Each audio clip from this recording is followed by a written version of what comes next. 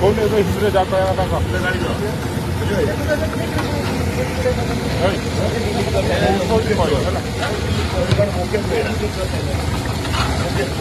Chicken पकड़ा, chicken पकड़ा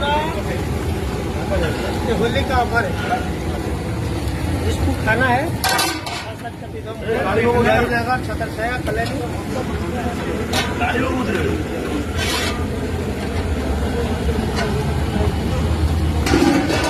हर साल में हम लोग पार्टी करते हैं। इस साल हमारा एक सुपरवाइजर है, को कुछ बनाना नहीं आता है, बाद में बात करता है। क्या होता है दारू भर पीने के बाद उनका दारू वारू पीने नहीं, ये रेट में बेवड़ा है, पहले से पी के रखी रहेंगे।